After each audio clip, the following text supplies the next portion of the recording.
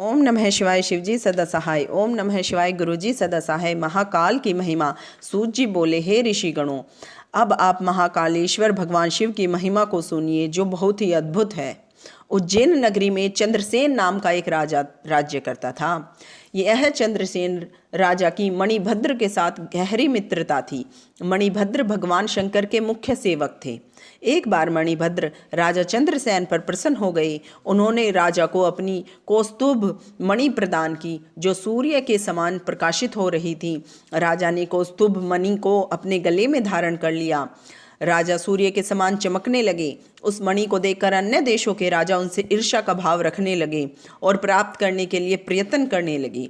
राजा ने उस मणि को अन्य राजाओं के मांगने पर भी नहीं दिया। राजा ने इनकार कर दिया तथा उन्हें फटकार भी लगाई। इस पर कुछ राजा उससे नाराज हो गए।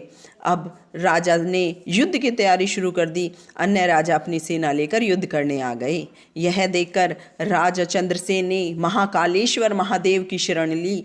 उसी समय वहाँ गोपी आई। उसकी गोद में 5 वर्ष की आयु का एक बालक था। गोपी विधवा थी। गोपी और बालक वहां बैठकर राजा चंद्रसेन का शिव पूजन देखने लगे। पूजन को देखकर वह गोपी अपने बालक को लेकर घर गई।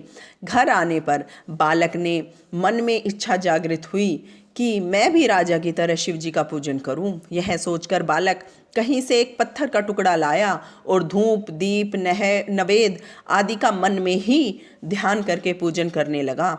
इतने में उसी माता गोपी ने उसे भोजन के लिए पुकारा, परंतु बालक तो शिव पूजन में मग्न था।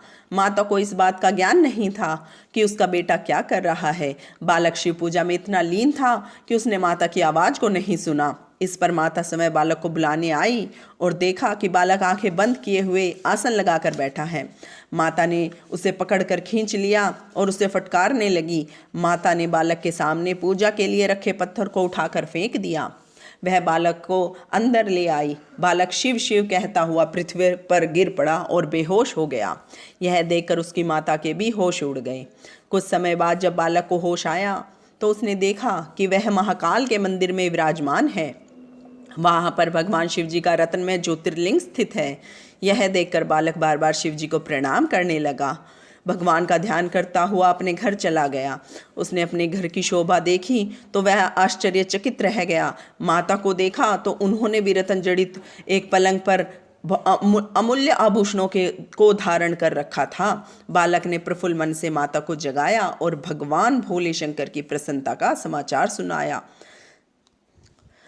इधर राजा चंद्रसेन का शिव पूजन का नियम समाप्त हुआ तो उसने गोपी के बालक पर शिव जी की कृपा होने का समाचार सुना। राजा अपने मंत्रियों के साथ गोपी के घर गए। वहां पर भगवान भोलेनाथ का प्रभाव देखकर उनके आश्चर्य का ठिकाना न रहा। प्रातः होने पर यह समाचार सारे नगर में फैल गया। गोपी को घर को देखने के लिए नगर के लोगों की भीड़ उमड़ पड़ी।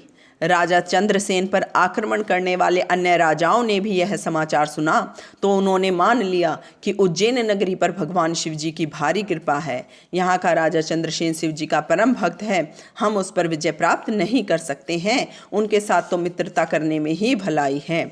राजा गोपी के घर पर भगवान शिव जी के दर्शनों को आने लगे। बालक की भक्ति और ज्योतिर्लिंग के दर्शन करके आनंद को प्राप्त हुए।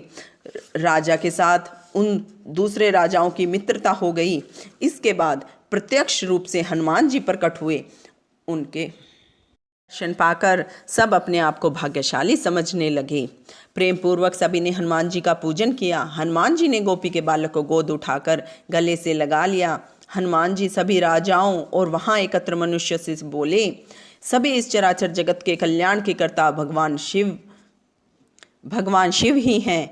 इस गोपी के बेटे ने राजा चंद्रसेन को शिव पूजन करते देखा था। उस बच्चे ने भी इसी प्रकार शिव जी का पूजन किया। इसी का यह परिणाम हुआ कि इसका कल्याण हो गया।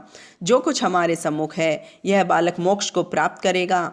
इसके वंश में 8वीं पीढ़ी में एक महान पुरुष उत्पन्न होगा जिसका नाम नंद होगा। उनके घर पर श्री कृष्ण पुत्र रूप में उत्पन्न होंगे। इस समय श्री कट के नाम से प्रसिद्धि होगी। इतना कहकर हनुमान जी अंतर ध्यान हो गए। राजा चंद्रसेन ने आगंतुक सभी राजाओं का स्वागत किया। सब अपनी अपनी राजधानी वापस प्रस्थान कर गए। राजा चंद्रसेन और श्रीकट ने विधि पूर्वक भगवान शंकर की आराधना की।